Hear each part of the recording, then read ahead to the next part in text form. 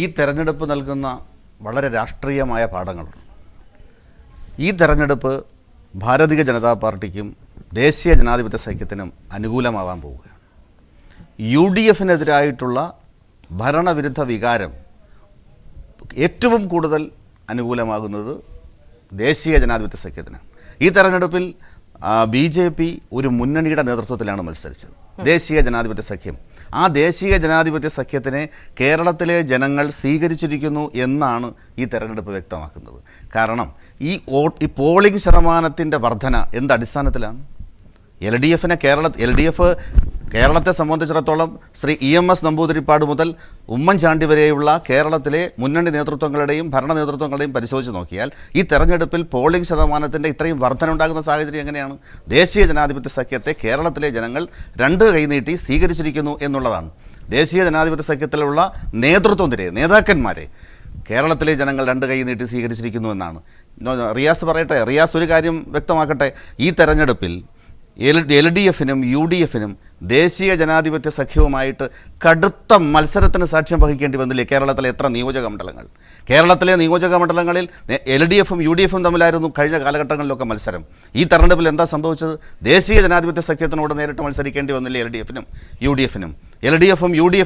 LDFും ദേശീയ ജനാധിപത്യ സഖ്യവും തമ്മിൽ മത്സരിക്കുന്ന നിയോജക മണ്ഡലങ്ങൾ ഏറെയുണ്ട്. ദേശീയ ജനാധിപത്യ സഖ്യവും UDFും തമ്മിൽ നേരിട്ട് മത്സരിക്കുന്ന നിരവധി നിയോജക മണ്ഡലങ്ങളിലുണ്ട്.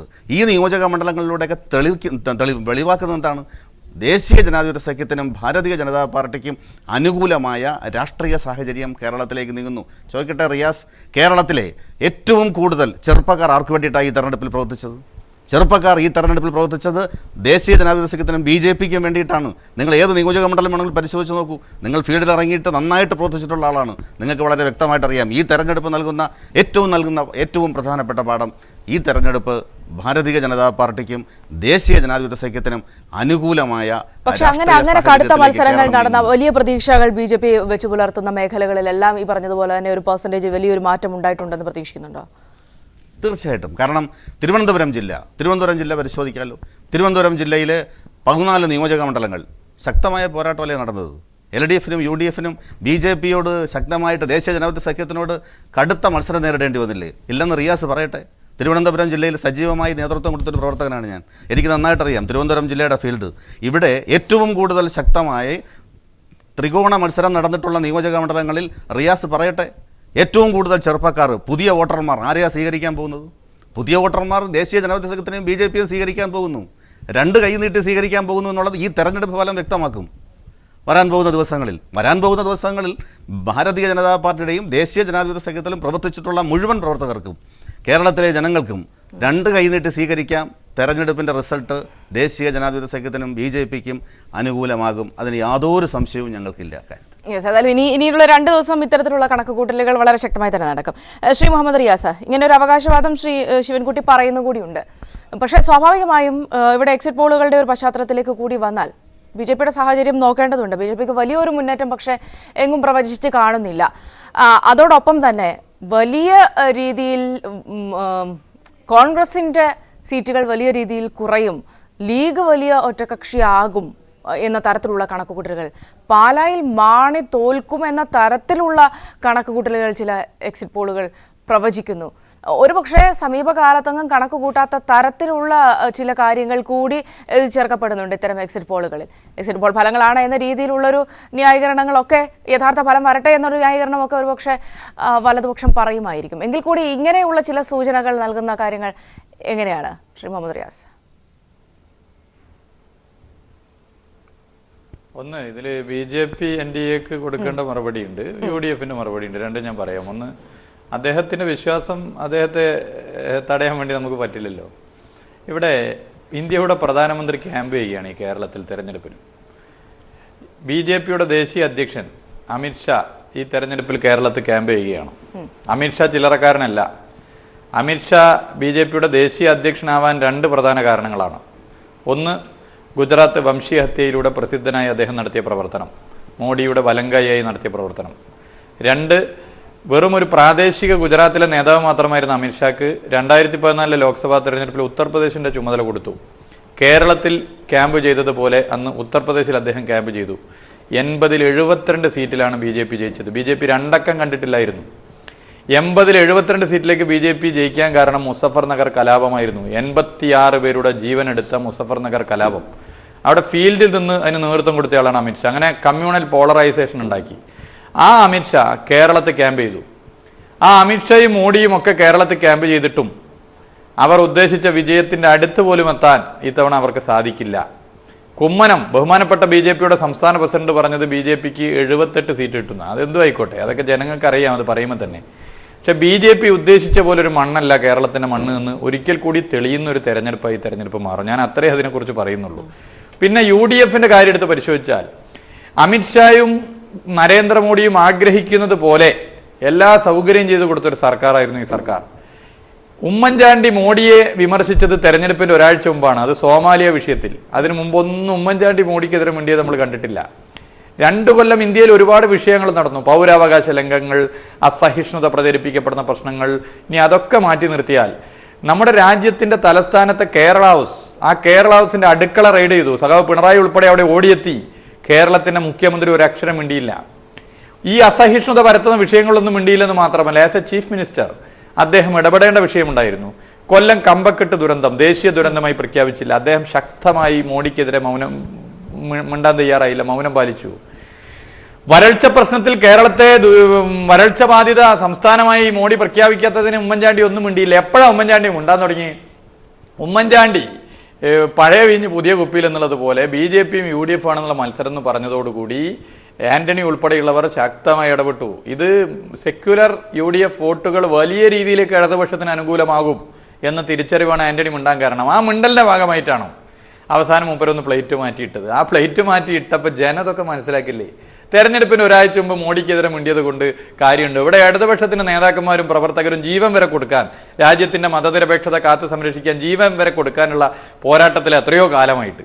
അപ്പോഴൊക്കെ മൗനം പാലിച്ച ഉമ്മൻചാണ്ടി തെരഞ്ഞെടുപ്പിന് ഒരാഴ്ച മുമ്പ് മിണ്ടിയാൽ വിശ്വസിക്കാൻ മാത്രം മടയന്മാരാണോ കേരളത്തിലെ ജനങ്ങൾ എന്നുള്ളതാണ് ഇതിലൊരു പ്രധാനപ്പെട്ട പ്രശ്നം. ഇവിടെ ഒരു കാര്യം ഞാൻ ഉറപ്പിച്ച് പറയാം, കേരളത്തിലെ കോൺഗ്രസിന്റെ ഒരുപക്ഷെ അവസാന മുഖ്യമന്ത്രി ആയിരിക്കും ശ്രീ ഉമ്മൻചാണ്ടി. അത്രത്തോളം കോൺഗ്രസ് ഗുജറാത്തിൽ തകർന്നതുപോലെ, ഹരിയാനയിൽ ഇല്ലാതായതുപോലെ, ഉത്തർപ്രദേശിൽ ഇല്ലാതായതുപോലെ, ബീഹാറിൽ ഇല്ലാതായതുപോലെ, മധ്യപ്രദേശിൽ ഇല്ലാതായതുപോലെ കേരളത്തിലും ഇല്ലാതാകാൻ വേണ്ടി പോകുന്നു. ഹൈക്കമാൻഡ് നോക്കുകുത്തിയാവുകയാണ്. തീവ്ര ഹിന്ദുത്വ സമീപനത്തിനെതിരെ ഹൈക്കമാൻഡ് എടുക്കുന്ന നിലപാട് അത് തിരുത്താൻ തയ്യാറാകാത്തതാണ്. ഇങ്ങനെ ഓരോ സംസ്ഥാനത്തും കോൺഗ്രസ് പാർട്ടി സിംഹവാലം കുരങ്ങിനെ പോലെ വംശനാശം സംഭവിച്ചതുപോലെ മാറാൻ വേണ്ടി കാരണം കേരളത്തിൽ ഈ തെരഞ്ഞെടുപ്പ് അതിന്റെ ടേണിംഗ് പോയിന്റ് ആണ് എന്ന കാര്യത്തിൽ ഒരു സംശയമില്ല. യെസ്, മുഹമ്മദ് റിയാസ്, നിങ്ങൾ താങ്കളിലേക്ക് എത്താം, മറ്റ് അതിഥികളിലേക്ക് വളരെ വേഗം എത്താം. ഏതായാലും UDFന്റെ കണക്കുകൂട്ടലുകൾ തെറ്റിയെന്ന സൂചനകൾ എക്സിറ്റ് പോളുകൾ നൽകുമ്പോൾ അഴിമതിയായിരുന്നു പ്രധാനമായും ഇടതുപക്ഷം ഉയർത്തിയ വിഷയം. അവിടെ അഴിമതി ആരോപണ വിധേയരായ മന്ത്രിമാർ പലരും കടപുഴകും എന്ന പ്രവചനങ്ങൾ എക്സിറ്റ് പോളുകൾ നൽകുമ്പോൾ അത് ആർക്കായിരിക്കും പ്രയോജനം ചെയ്യുക? അത് LDFനാണ്. LDF 101 വരെ സീറ്റുകൾ നേടും എന്ന പല പ്രവചനങ്ങളും സൂചിപ്പിക്കുന്നു. ഈ ഒരു സാഹചര്യത്തിലൊക്കെയാണ് ഈ പശ്ചാത്തലങ്ങൾ നമ്മൾ ചർച്ച ചെയ്തുകൊണ്ടിരിക്കുന്നത്. തിരികെ ചർച്ചയിലേക്ക് നമ്മൾ വരികയാണ്. ശ്രീ റജി ലൂക്കോസ്, ഒരുപക്ഷെ ഇടതിൻ്റെ മുന്നേറ്റത്തിനൊപ്പം നൽകുന്ന സൂചനകൾ കൂടിയാണ് നമ്മൾ വായിച്ചെടുക്കേണ്ടത്. ഇവിടെ കോൺഗ്രസിനേക്കാൾ കൂടുതൽ സീറ്റുകൾ ലീഗ് നേടുമെന്ന തരത്തിലുള്ള പ്രവചനങ്ങൾക്കൊപ്പം തന്നെയും കോട്ടയത്തെ ഒരു രാഷ്ട്രീയം അല്ലെങ്കിൽ ഒരു മധ്യ കേരളത്തിലെ ഒരു കോൺഗ്രസ് രാഷ്ട്രീയം വല്ലാതെ ആടി ഉലഞ്ഞിരിക്കുന്നു എന്ന ചില സൂചനകളുണ്ട് ഈ എക്സിറ്റ് പോളുകളിൽ.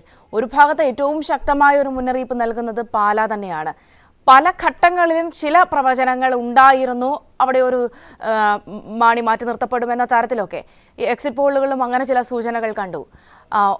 ഒപ്പം തന്നെ വലിയ അഴിമതി ആരോപണ വിധേയരായ മന്ത്രിമാരെല്ലാം തന്നെയും കടപുഴകും എന്ന സൂചനകൾക്കൊപ്പം തന്നെ ഈ ഒരു പാലായിലെ രാഷ്ട്രീയം കൂടി ഒന്ന് പരിശോധിച്ചാൽ എങ്ങനെയാണ് കാണാൻ സാധിക്കുക ശ്രീ രജി?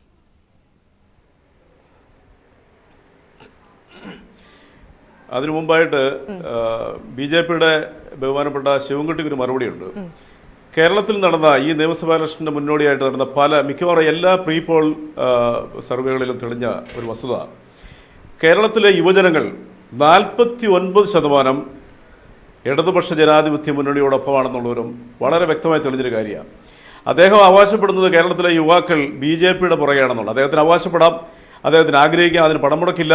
അദ്ദേഹത്തിൻ്റെ വിശ്വാസം അദ്ദേഹത്തിനെ ആശ്വസിപ്പിക്കട്ടെ.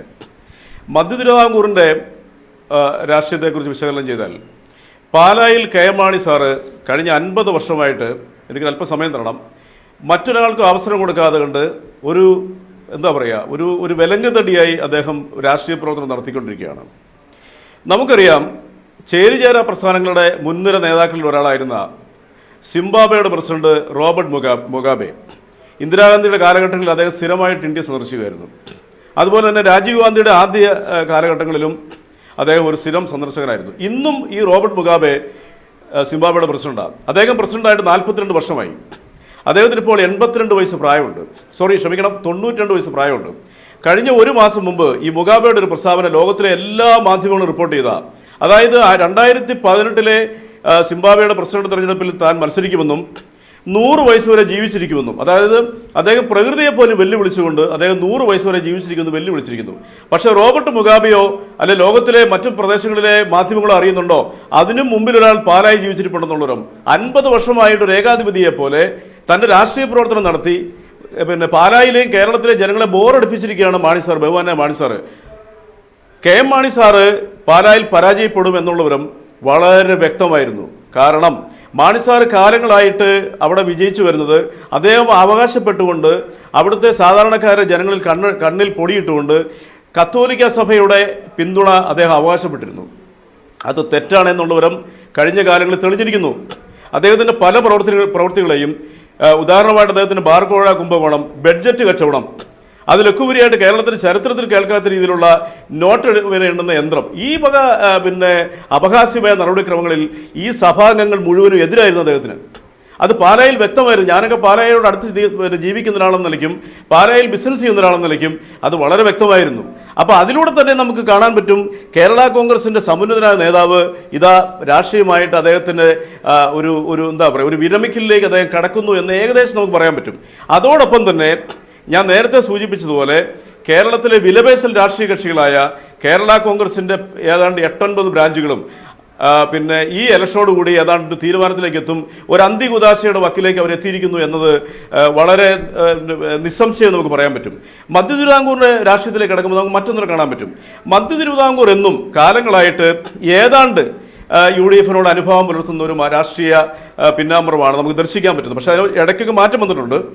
പ്രത്യേകിച്ച് എറണാകുളം ജില്ല ഇത്തവണ എക്സിറ്റ് പോളുകൾ മുഴുവൻ തന്നെ പറയുന്നത് അവിടെ 3 സീറ്റ് മാത്രമേ LDFന് ലഭിക്കുമെന്നാണ്. പല ചർച്ചകളിലും ഞാൻ തന്നെ കൈരളി ചാനൽ ഇത് സൂചിപ്പിച്ചിട്ടുണ്ട്. കാരണം ഈ എറണാകുളം, കോട്ടയം, ആലപ്പുഴ, പത്തനംതിട്ട, ഇടുക്കി പോലെയുള്ള ജില്ലകളിലെ ജനങ്ങളിൽ ഒരു ഭയാശങ്ക കഴിഞ്ഞ 1.5 വർഷമായിട്ട് ഉരുണ്ടുകൂടിയിരുന്നു. അതായത് കേരളത്തിലെ ഈ സെക്ടറിലെ ജനങ്ങളിൽ 2 കാരണങ്ങൾ കൊണ്ട് ഭയശങ്കയാണ്. ഒന്ന്, ഞാൻ നേരത്തെ സൂചിപ്പിച്ചതുപോലെയുള്ള വർഗീയപരമായ ധ്രുവീകരണം. അപ്പോൾ കേരളത്തിൽ മതസൗഹാർദ്ദത്തിന് ഒരു മതിൽ കെട്ടുവാൻ, മതത്തിന് ഭീഷണി ആകുന്ന ശക്തികളെ തടഞ്ഞു നിർത്തുവാൻ ശക്തിയുള്ളത് ഇടതുപക്ഷമാണെന്നുള്ള തിരിച്ചറിവും, രണ്ടാമത്തെ ഒരു കാര്യം കേരളത്തിലെ കാർഷിക മേഖലയിലുണ്ടായ അതിഭീകരമായ വിലയിടിവ്. കാർഷിക മേഖലയിലെ അല്ലെങ്കിൽ കർഷക ജനങ്ങളുടെ അപ്പസ്തോലന്മാരെന്നറിയപ്പെടുന്ന അവകാശപ്പെടുന്ന കേരള കോൺഗ്രസ് പ്രസ്ഥാനങ്ങൾ കയ്യും കെട്ടി നോക്കി നിൽക്കുകയായിരുന്നു. അവർ ഉൽപ്പാദിപ്പിക്കുന്ന അല്ലെങ്കിൽ ആ രാഷ്ട്രീയ കക്ഷികളുടെ അനുയായികൾ ഉൽപ്പാദിപ്പിക്കുന്ന കാർഷിക വിളകൾ ഇന്ന് ഒരു മാർക്കറ്റിലും ചെലവഴിക്കാൻ പാടില്ലാത്ത രീതിയിലുള്ള ഒരു പാഴ്വസ്തുവായി മാറിക്കൊണ്ടിരിക്കുന്നു. ഏറ്റവും ഉദാഹരണം റബ്ബറിന് കഴിഞ്ഞ 2 വർഷക്കാലമായിട്ട് 100 രൂപയുടെ താഴെയായിരുന്നു വില.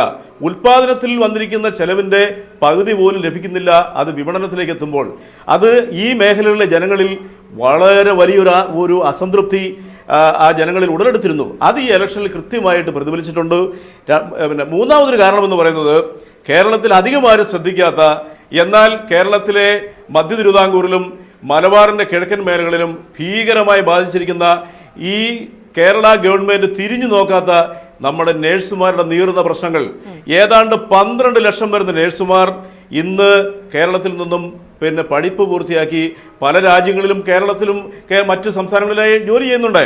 കഴിഞ്ഞ 2 വർഷമായിട്ട് നമ്മുടെ നാട്ടിലെ കേരളത്തിലെ നഴ്സുമാർക്ക് വിദേശ രാജ്യത്തുള്ള ജോലി എന്ന് പറയുന്ന സ്വപ്നങ്ങൾ ഇല്ലാതായിരിക്കുന്നു.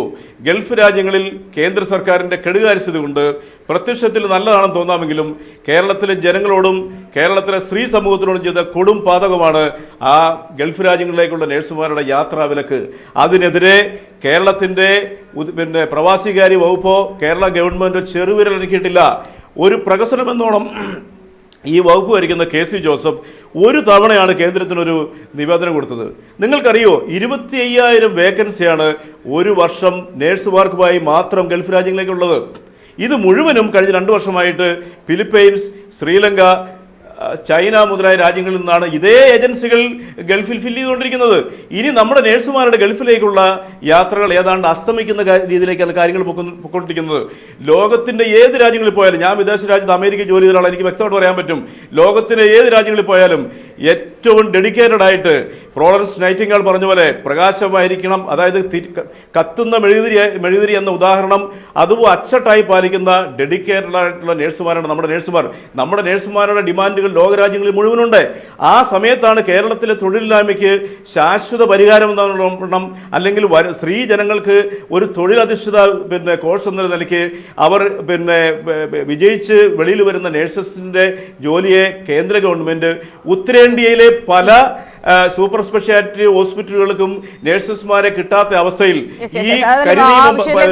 ലിബിയ വിഷയത്തിലൊക്കെ തന്നെയും പോളിംഗിന് തൊട്ട് മുമ്പ് തന്നെ ആ വിഷയങ്ങളിലുള്ള തർക്കങ്ങളൊക്കെ നമ്മൾ കണ്ടതാണ്. അതിലും വളരെ വേഗം തിരികെ എത്താം. നമുക്ക് വീണ്ടും തെരഞ്ഞെടുപ്പുമായി ബന്ധപ്പെട്ട ചർച്ചയിലേക്ക് തന്നെ പോകാം. ഇവിടെ ശ്രീ റജി ലൂക്കോസ് ആയാലൊക്കെ സൂചിപ്പിച്ചൊരു വിഷയമുണ്ട്, ശ്രീ ശിവൻകുട്ടി.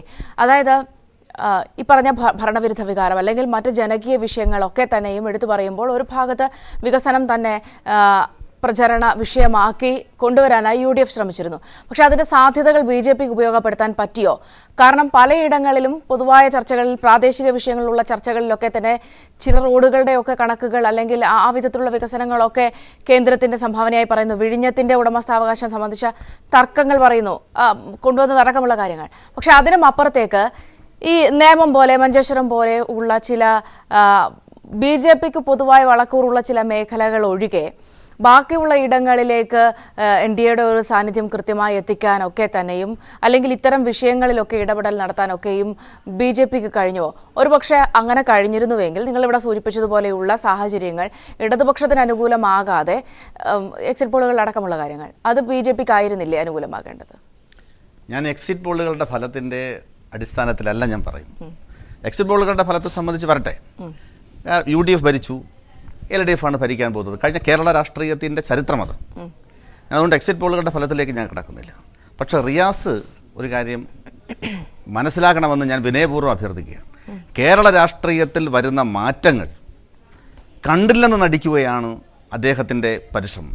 അത് ജനങ്ങളെ ബോധ്യപ്പെടുത്താൻ ഈ അവസാന നിമിഷവും റിയാസ് അടക്കമുള്ള നേതാക്കന്മാർ പരിശ്രമിച്ചുകൊണ്ടിരിക്കുന്നതാണ് നമുക്കിപ്പോഴും മനസ്സിലാക്കാൻ. പക്ഷേ ഈ പറഞ്ഞതുപോലെ LDF ഒരു വലിയ മുന്നേറ്റം നടത്തിയാൽ ഈ പറഞ്ഞ അപ്രസക്തമായി പോകും.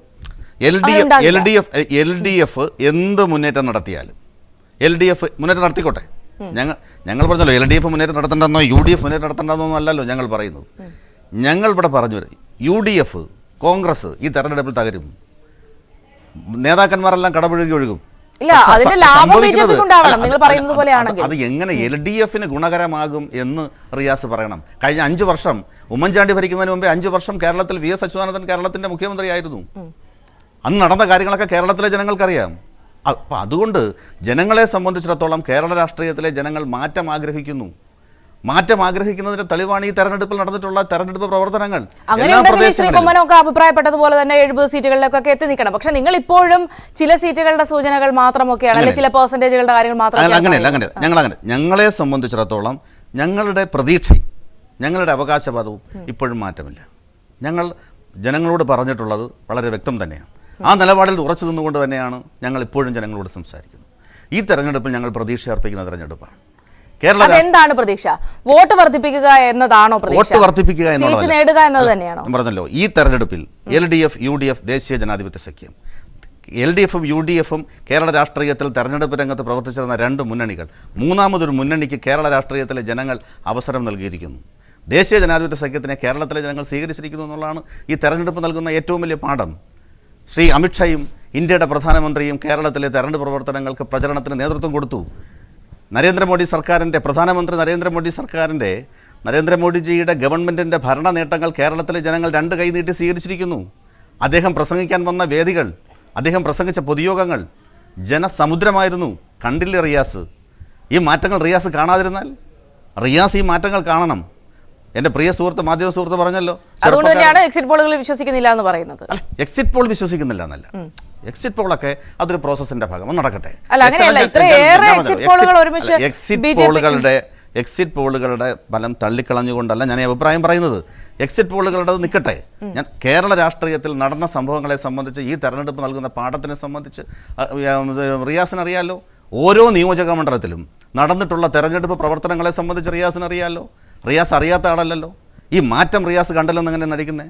ഈ തെരഞ്ഞെടുപ്പിൽ ദേശീയ ജനാധിപത്യ സഖ്യത്തിനും BJPക്കും അനുകൂലമായ വിധിയെഴുത്ത് കേരളത്തിലുണ്ടാകുമെന്ന് റിയാസിന് സംശയമുണ്ടോ? കണ്ടില്ലെന്ന് നടിക്കരുത്. കാരണം കഴിഞ്ഞ കോർപ്പറേഷൻ തെരഞ്ഞെടുപ്പ് തിരുവനന്തപുരം നഗരത്തിൽ എന്താ സംഭവിച്ചത്?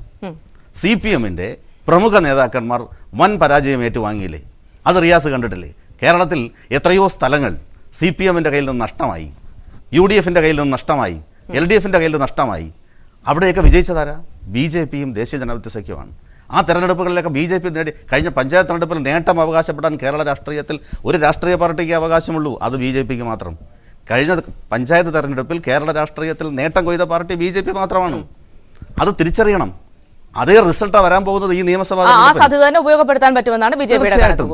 കേന്ദ്ര ഗവൺമെന്റിന്റെ മുഴുവൻ നേട്ടങ്ങളും, നരേന്ദ്രമോദി സർക്കാരിൻ്റെ മുഴുവൻ നേട്ടങ്ങളും ഈ തെരഞ്ഞെടുപ്പിൽ കേരളത്തിലെ ജനങ്ങൾ രണ്ട് കൈ നീട്ടി സ്വീകരിച്ചുകൊണ്ട് ജനങ്ങൾ വോട്ട് ചെയ്തിട്ടുണ്ട്. നമുക്ക് ചർച്ചയിലേക്ക് വളരെ വേഗം തിരികെ എത്താം.